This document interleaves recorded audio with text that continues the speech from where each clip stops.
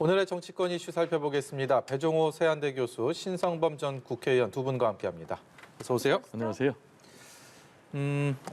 혹자들은 신구 권력 간의 충돌이라고도 하고요. 한쪽에서는 또 그런 것까지는 아니다, 확대 해석이다라고 선긋기에 나선 상황인데 어찌됐든 간에 이 용산 이전을 둘러싼 전국의 급행 상황임은 틀림없는 것 같습니다. 어제 청와대에서 NSC 회의 결과를 내놨고 인수위에서 그에 반박하는 입장을 내놨는데요. 전반적으로 현재 이 갈등 상황에 대해서 배종호 교수께 먼저 여쭤볼까요? 어떻게 보십니까? 저도 국민 한 사람으로서 상당히 좀 안타깝게 생각을 합니다. 새 정부가 이제 출범하기 전에는 통상 이제 허니문 기간이라고 그래가지고 잘 협조가 되는데 지금 상황은 정면 충돌하는 그런 상황으로 가고 있어요. 다 기억하겠지만은 이번 대선 역대 대선에 비해서 너무나 네거티브가 굉장히 심각했고 진영 대결 심각했고 또 그 결과가 그대로 대선 결과의 0.7%포인트 최소 표차로 반영이 됐지 않습니까? 네.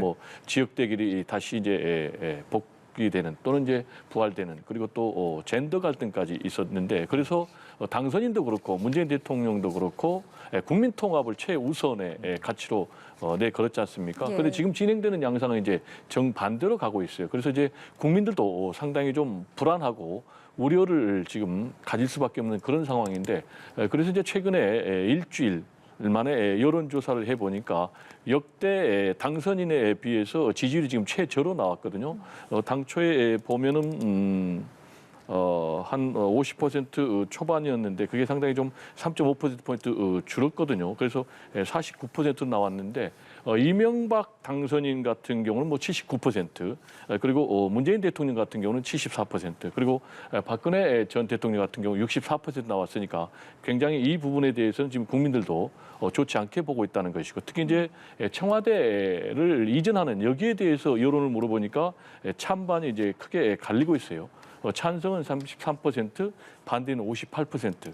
이런 부분이 역시 이전 자체를 반대하는 것도 있지만은 그런 과정의 문제, 또 절차의 문제에 대해서 우려가 있지 않나라는 생각이 들기 때문에 이런 부분은 또 윤석열 대통령 당선인 인수위도 좀 깊이 생각해 볼 대목이 아닌가 생각이 됩니다. 어제 인수위에서는 굉장히 격앙된 반응이 나왔는데요. 이제 하루가 지나고 나서 오늘 오전에 있었던 인수위 쪽의 브리핑은 조금 톤이 좀 낮아졌습니다. 일하고 싶으니까 좀 일할 수 있게 해달라 이런 얘기를 했는데요. 김은혜 당선인 대변인 목소리 듣고요. 신성범 의원께 질문 드리도록 하겠습니다. 기재부나 아니면 행안부나 이분들과의 절차를 상의하고 그리고 그 합당한 그 결과를 받아들이기까지 즉 그 안에 올라가는 안까지 저희가 상호 조율과 소통이 이루어졌던 것으로 들었습니다.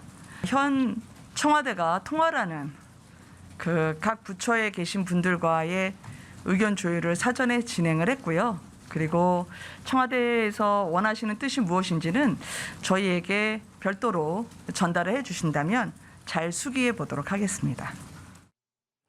예, 청와대에서는 윤석열 당선인의 집무실 이전을 반대하는 건 아니다 이런 입장을 강조하면서 다만 안보 공백이 우려되니 협의를 하고 협조를 하자 이렇게 좀 얘기를 했습니다.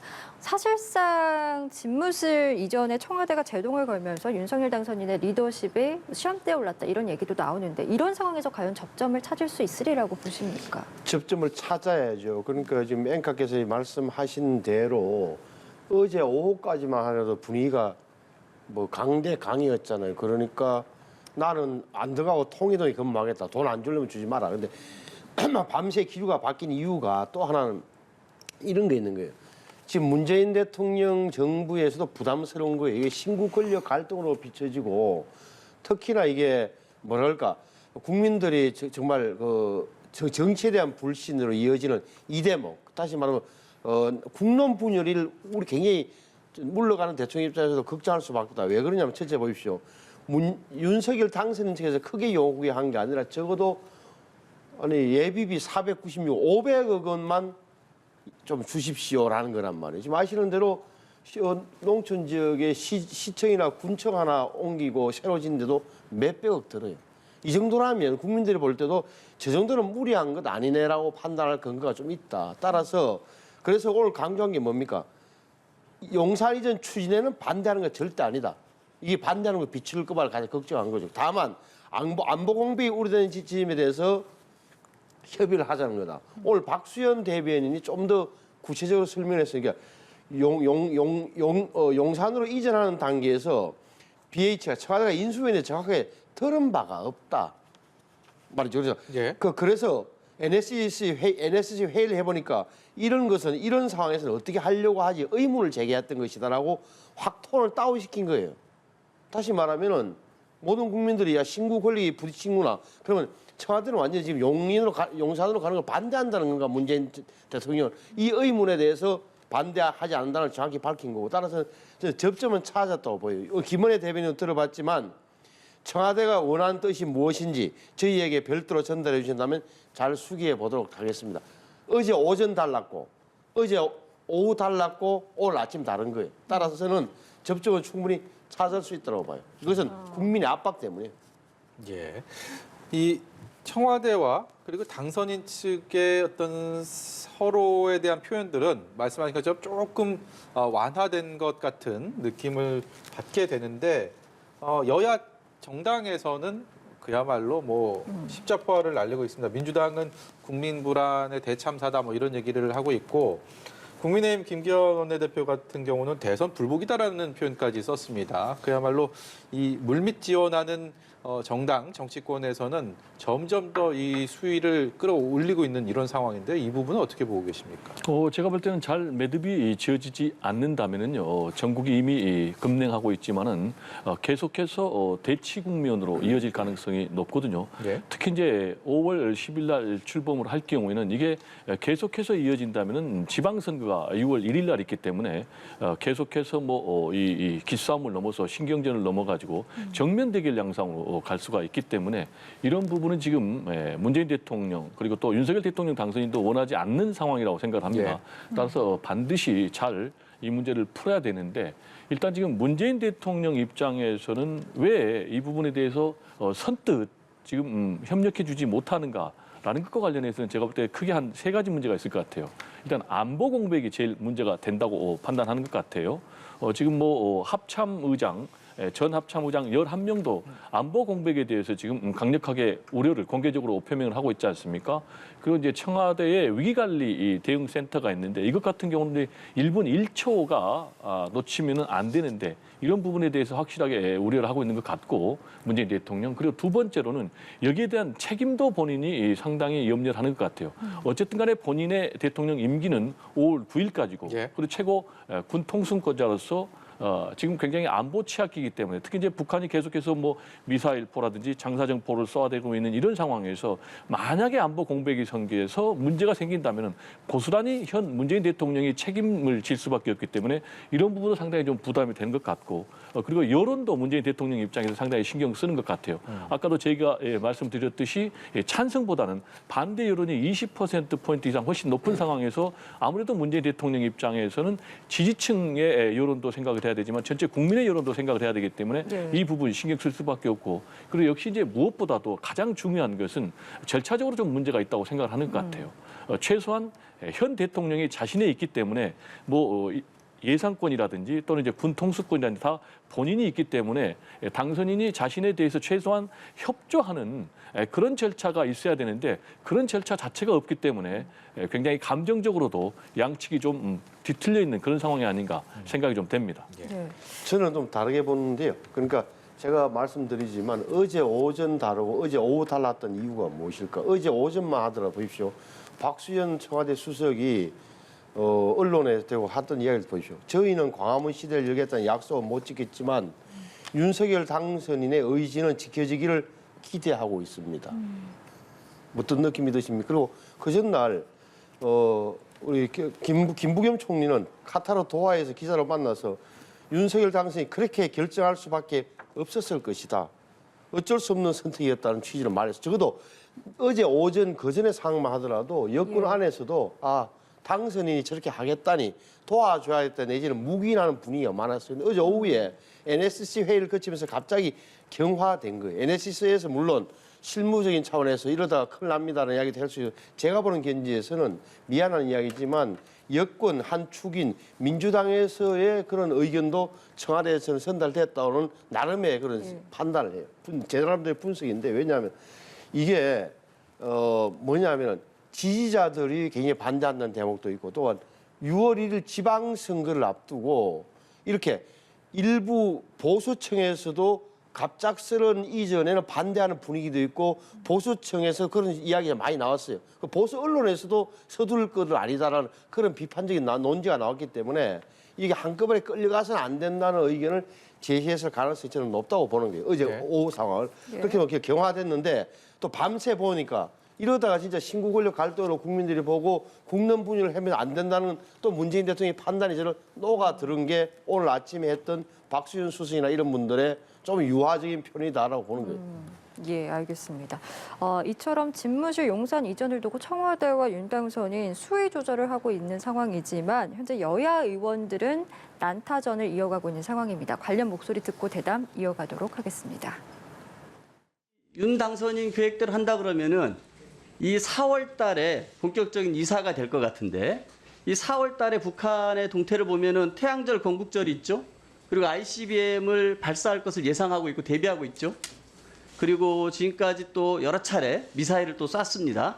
이런 시기적 불안감에 이 이사를 하면서 이 속전속결 50일 동안에 이사를 하면서 이런 북한의 이런 이 도발 행태들에 대해서 뭐 물론 국방부 장관으로서 철저하게 대비해서 하겠습니다만 혹이라도 예상치 못한 안보 공백, 안보 허점이 생길 수 있는 거 아닙니까? 어떻게 생각하세요? 대통령께서는 몇 번 참석하셨습니까? NSC 회의에? 북한의 미사일이 더 큰 안보 위협이지 청와대 국방부 이전이 용산 이전이 더 큰 안보 위협이라고 생각이 안 드는데 어떻게 용산 이전에 관련해서는 직접 주재를 하시고 그 미사일 쏜 건 딱 한 번만 참석하셨어요? 네, 오늘 열린 국회 국방위원회 긴급 현안 질의 잠시 보고 오셨습니다. 안보 공백, 안보 위협에 대한 여야 의원들의 견해를 우려를 좀 보고 오셨는데 4월에는 잘 알려진 것처럼 한미연합훈련이 예정돼 있고 그리고 북한의 최대 기념일 중에 하나죠. 김일성의 생일, 태양절이 또 있기 때문에 안보에 대한 얘기는 우려는 진행이 되고 있는 상황인데 이것이 청와대 집무실, 대통령 집무실 이전과 과연 어떻게 놓고 봐야 되는지에 대해서는 견해는 좀 다른 것 같습니다. 그에 대해서는 좀 두 분께 말씀을 같이 들어야 될 것 같은데 먼저 신의원께서는 이 집무실 이전, 안보 공백, 안보 우려 어떤 연관관계가 있다고 보십니까? 결국은 합참이죠, 합참. 국방부는 아셔야 되게 국방부에 지금 근무하는 분들은 제가 듣기로는 한 뭐 10층이 한 1,100명 정도 된다는데 그런 정책 기획 부서예요. 한마디로 일하면 문민화된 군인들이에요. 군인과 군무원이 근무하지만 실무 부서와 전혀 상관없는 이런 행정 업무라든지 정책 기획 부서다. 전투 부서야 뭐 합참이겠죠. 합참이 옮기가게 될 경우에 합참이 어디로 합참이 국방부가 합참으로 가고 합참이 저 남태령 밑에 수방사로 간다는 취지인데 이 대목이죠. 합참이 수방사로 갈 때 이 공백이란 말이에요. 근데 또 하나는 이게 굉장히 물 셀 틈이 없어야 된다는 논리도 표현은 정확한데 맞고 하는 건데 이게 이사 간다고 해서 장군들이나 뭐 이런 분들이 이삿짐 들고 가는 건 아니잖아요. 이사는 따로 가는 거고 뭐 시설이 문제인데 그럼에도 불구하고 만약에 4월에 북한에 도발할 가능성이 높고 저는 우려가 있다면 저는 굉장히 안전하게 가는 게 맞는 거예요. 서두를 이유도 없는 거고 제가 볼 때는 그래요. 다만 이제 오늘 제가 그 서욱 장관의 답변 태도를 유심히 봤는데 예. 어제 대통령이 한마디 했잖아요. NSC 그때 화의에서 국방부 합참 딱 찍어서 관련 기관은 마지막 순간까지 흔들림 없이 임무를 임해달라고 현 대통령께 지시를 하셨으니 서욱 장관이 오늘 나와서 한 얘기 중에 예를 들어서 합참이 옮겨가면 김은혜 대변인이 이야기하는 1,200억 원이 아니라 더 많이 듭니다라는 발언. 또 하나는 북한이 20일인가요? 방사포 4발 쏜 것은 9.19 합의 위반이 아니라는 해석 이런 거는 저희 장관이 저 정도로 나와서 자신 있게 이야기하는 것은 뒤에 대통령이 버티고 있기 때문이다. 라는 나름대로 정치적 해석도 해봤습니다. 예. 안보 공백, 안보 우려 어느 정도로 지금 생각하고 계십니까? 지금 방사포 발사가 9.19 군사합의 위반이냐 아니냐는 해석의 문제가 아니고 규정의 문제이기 때문에 그거는 아닌 것 같고 문제는 이제 완충구역에서 사격을 했느냐 안 했느냐 이게 완충구역보다 더 북쪽에 있기 때문에 분명히 이제 9.19 군사합의는 아니고요. 예. 역시 이제 우리가 쟁점으로 지금 논의를 하고 있는 이 안보 공백 문제는 아까도 제가 말씀드렸듯이 11망의 전 합참 의장들이 안보 공백을 구체적으로 조목조목 얘기했어요. 이 가운데는 4명의 전직 국방부 장관도 있습니다. 안보 공백의 핵심 포인트는 일단 연쇄적으로 이동을 해야 되니까 그 가운데서 공백이 생길 수밖에 없다라는 것 하나. 그런데 지금 안보 취약기다. 구체적으로 얘기하면은 북한의 4월에 지금 태양절이라고 그래가지고 김일성 전 주석의 생일이 있고 또 건굴절이 있고 또 동시에 한미 연합훈련이 있고 그러면 이제 북한 같은 경우는 통상 이 시기에는 무력 도발을 해왔단 말이에요. 그러면 무력 도발에는 이 시기에 공교롭게도 우리의 국방부하고 합참이 이사를 해야 된단 말이에요. 이전해야 된단 말이에요. 그러면은 그 과정에서 뭐 전산망, 군사안보망 이런 부분이 흔들릴 수밖에 없다라는 이제 이런 문제는 전직 합참의장 11명이 얘기하기 때문에 귀담아 들을 수밖에 없고요. 특히 이제 군사 지휘 체계 같은 경우도 합참하고 국방부가 일원화돼야 되는데 지금 분리되는 이런 문제, 이런 부분에 대해서 그러면 어떻게 대안을 마련해야 되느냐라는 것과 관련해서 소 국방장관도 얘기했지만은 무리하게 졸속으로 이렇게 하다 보면 공백이 생길 수밖에 없다. 최소한 이전을 하려면은 2달 정도는 줘야 된다라고 얘기를 하고 있기 때문에 그럼 나는 협조 안 해주면 무조건 통일동에 나는 출근하겠다. 예. 거기서 대통령 직무를 수행하겠다라고 얘기하는데 거기 되면 또 경호 문제. 또 뭐 교통 안전 문제가 있고 구체적으로 거기에 이제 방탄 유리가 아니라는 것 아니겠습니까? 여러 가지 문제가 있기 때문에 지금 절차적으로 전혀 민주적이지가 않고 또 지금 전체적으로 조속이다 날림이다라는 그런 비난을 면하기 좀 어렵기 때문에 내부에서도 이런 문제 제기가 나오고 있기 때문에 좀 한번 전체적인 일정을 다시 한번 좀 차근차근 챙길 필요가 있지 않나라는 생각이 좀 듭니다. 예, 상황이 이렇다 보니까 문재인 대통령과 윤석열 당선인의 회동, 만남 차일피일 미뤄지고 있고요. 이 협의도 하긴 한다고 얘기는 하고 있는데 눈에 띄는 진전은 없는 상황입니다. 박수현 청와대 소통수석 목소리 듣고 오겠습니다. 대체로 역대에 아무리 잘해도 점령군, 목리 이런 이야기가 항상 나왔거든요. 그래서 문재인 대통령께서는 제발 그런 이야기가 나오지 않도록 모범적 인수인계를 하자. 여러 차례 당부하시고 강조하셨고 청와대 참모들에게 한부령까지 내리셨어요. 그래서 자꾸 두 분께서 당선인님과 대통령께서 만나셔서 하실 수 있는 이런 어떤 분위기를 자꾸 주변에서 만들어 드려야지. 사실상 이번 집무실 이전 문제로 인해서 무산된 회동의 원인이었던 공공기관 인사권 그리고 이명박 전 대통령 사면 문제 등이 더 풀기 어려워졌다라는 이야기들이 나옵니다. 지금 이런 상황에서 과연 이번 주로 예정이 됐던 회동이 열릴 수 있는 것인가 어렵지 않겠는가라는 생각이 드는데요. 어떻게 좀 어제 오후까지만 해도 어려울 거라고 저도 봤는데 오늘 아침에 두 대변인 그러니까 청와대 홍보수석 김은혜 대변인 이야기 들어보니까 곧 열릴 것 같아요. 그리고 오늘도 보면 알겠지만 자꾸 두 분께서 당선인과 대통령께서 만나셔서 하실 수 있는 이런 어떤 분위기를 자꾸 주변에서 만들어야지 왜 안 만들고 계세요? 왜 다른 소리 해가지고 화나게 만들 이런 이야기잖아요. 그러니까 그건 제가 볼 때 될 것 같고 그러니까 뒤에 보면 핵심은 뭐냐? 이게 지금 문재인 대통령의 기조가 뭐냐 이거예요. 윤석열 당선인에게 순조로운 인수인계를 해주고 국정운영 하겠다는 국정운영 기조를 존중해준다는 태도냐 아니냐 이 대목인데 제가 볼 때 문재인 대통령의 본심은 오늘 박수현 수석이 하는 걸로 저 가름이 됐다고 보는 거. 어제는 약간 좀 어제 오후는 좀 다른 상황이었다. 강경파들에게 제가 볼 때는 좀 휘둘렸다고 보는 편인데 잘 될 것 같아요. 이제 다 시점이 언제냐 모르겠고 제가 지난주 나와 말씀드렸지만 이명박 전 대통령이나 김경수 지사의 3인 이야기가 핵심이 아니라니까요. 자꾸 그러니까 그것은 마지막에 일어서면서 한마디 하면 될 사안이었던 거고 지금도 마찬가지예요. 그래서 둘이서 만나면은 저는 잘 만사 해결될 걸로 본다. 왜? 말씀드려 496억 예비비 좀 쓸 수 있도록 먼저 선 지출해 주십시오라는 대목인데 이 대목이 아니라면 어떻게 되겠어요? 지금 뭐 보면 통이동에서 계속 근무를 하고 자 그러니까 한남동 육참 총장 공간에서 새 대통령이 거기 있으면서 통이동으로 출근하고 그게 그 사이에 4월을 넘어서 5월 달부터 만약에 국방부가 합참으로 이전하고 합참은 남태령으로 넘어가고 이 과정이 얼마나 걸릴 건지 이 또 보여주는 모습은 어떨지에 대해서 현 대통령이나 윤석열 당선인이나 왜 부담이 없겠어요? 국민에 대해서. 저는 그래서 빠른 시일 안에 만날 수 있을 것 같고 만나면 많은 부분이 정리될 거라고 봐요. 만날 경우에 지금의 이 대통령 집무실 이전과 관련된 견해차도 당연히 해소되죠. 저는 해소될 거라고 보는 거예요. 어느 쪽으로 해소가 되겠습니까? 아니 이게 왜 보십시오. 아니 첫째, 아니 어차피 5월 10일 되면 윤석열 대통령이 어떤 식으로든 청와대 안 들어가고 통이동에 있든 한남동에 있든 아니면 뭐 용산 청사에 있든 청와대 안 들어가겠다는 걸 명확하게 밝히고 국민 앞에 천명한 마당에 들어갈 수도 없고 들어갈 생각이 없다는 것은 다 아는 마당에. 그래서 5월 예비비 지출 내가 승인 안 해주고 당신이 대통령 돼가지고 알아서 하라는 식으로 나오는 게 국민들 눈에 어떻게 보이겠냐 말이에요. 그래서 그 많은 돈도 아니고 그때 말씀드리지만 그렇잖아요. 그 대목에 대해서는 협조해 주는 게 맞는 거죠. 어차피 저래 되는 것. 저는 현실을 인정할 수밖에 없다는 게요. 예. 저는 좀 생각이 다른 게요. 너무 지금 낙관적으로 보고 있거든요. 그런데 문재인 대통령과 윤석열 대통령 당선인의 회동은 이미 빨간불이 켜졌어요. 지금 두 분이 만난다고 했다가 회동을 무산시킨 게 우리나라 헌정사에 처음 있는 일이거든요. 그리고 통상 대통령 당선인하고 현 대통령이 열흘 이내에 다 만났어요.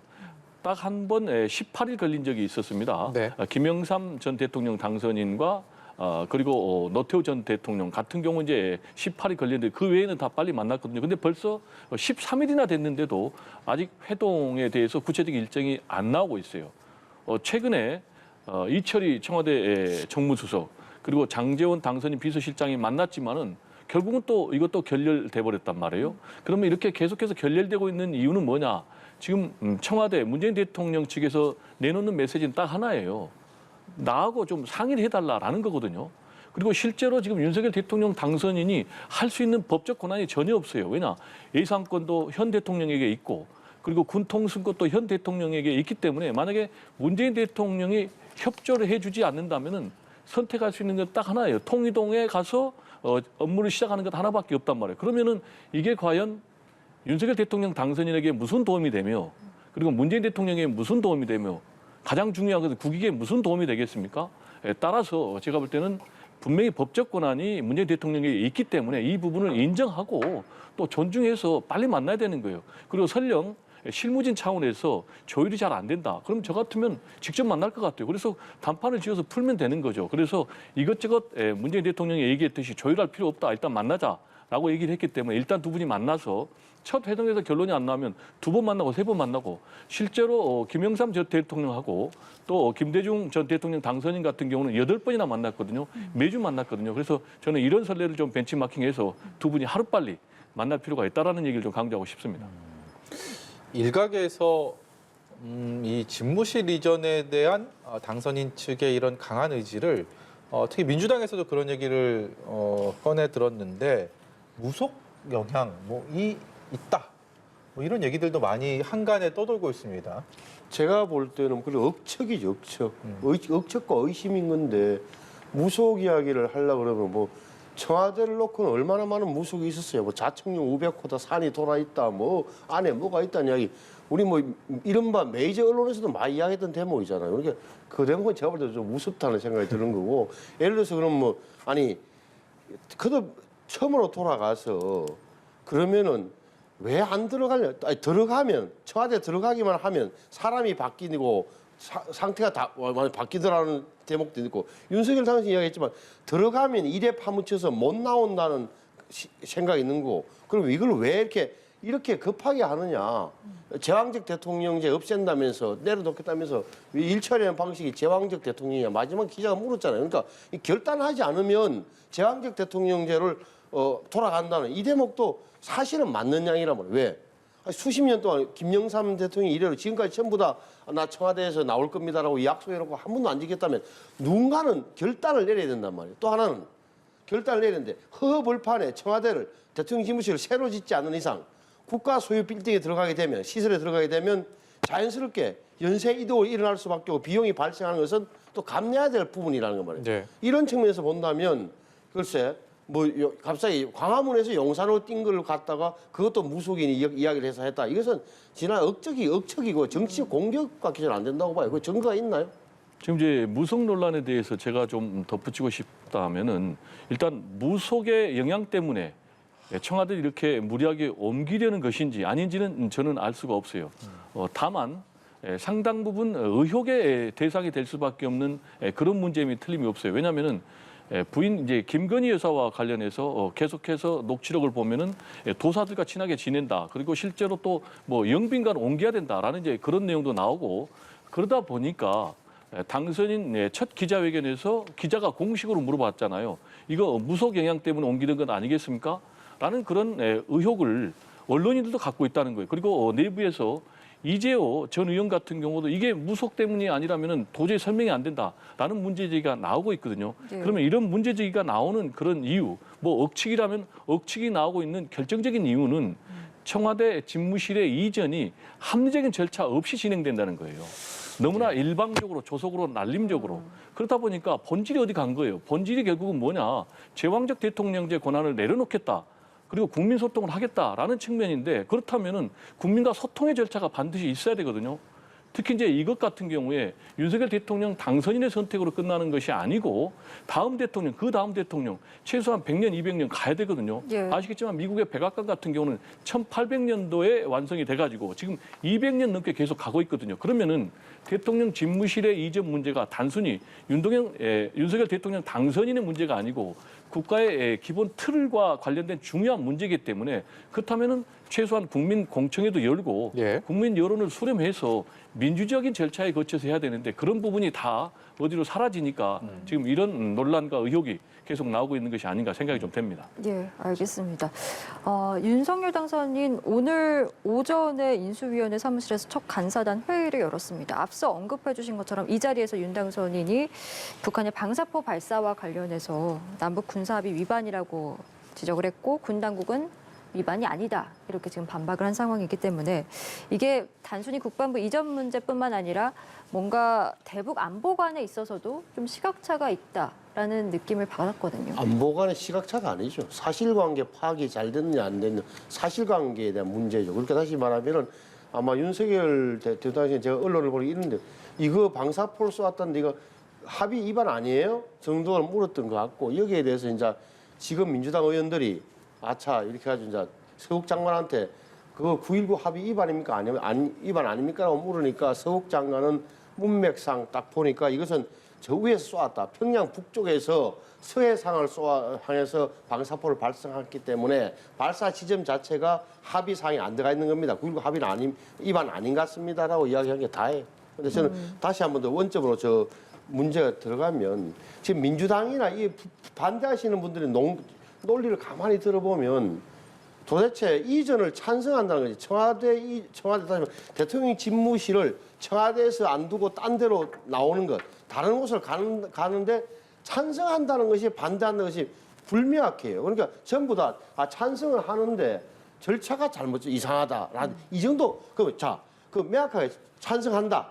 그런데 절차는 이래 됐으면 좋겠다. 그리고 다시 돌아가면 절차를 어떻게 했어야 되는가? 5월 10일 날 취임해야 되고 이런 문제가 나옵니다. 다시 원점으로 돌아가면 그럼 지금 여야가 예를 들어서 합의해서 대통령 집무실 이전 설치에 관한 특별법을 한시법으로 만들어서 할 정도로 합의가 될 수 있었다고 봅니까?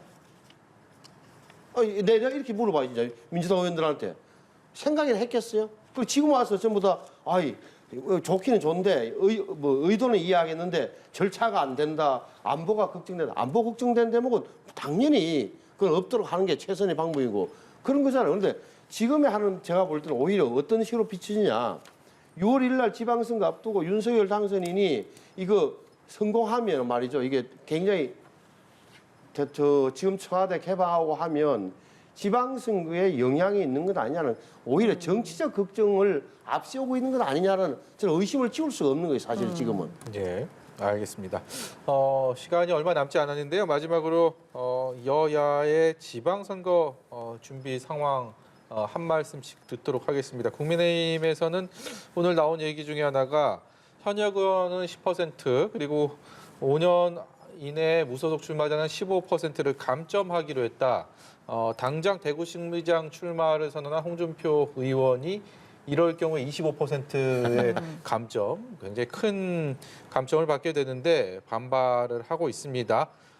이것이 이제 공천 갈등이 시작됐다라는 신호탄이 아닌가라는 싶은 생각이 드는데요. 이 부분에 대해서 어떻게 생각하십니까? 그러니까 물론 이제 110석 대 172석 그리고 윤석열 정부가 출범하고 나면은 국회 안에서 뭔가를 나름대로 도와줘야 되는 처지에서 보자면 현역 의원들이 지방선거로 나가버리면 굉장히 전력의 차질이 생기는 맞아요. 그래서 10% 감점 주는 건 저는 불가피한 측면이 있다고 보는데 글쎄 말씀하신 홍준표 의원 같은 경우는 무소속으로 탈당 후 무소속으로 당선돼서 복당할 때 이미 당내 논의 절차를 거치면서 이 부분은 저는 상쇄됐다.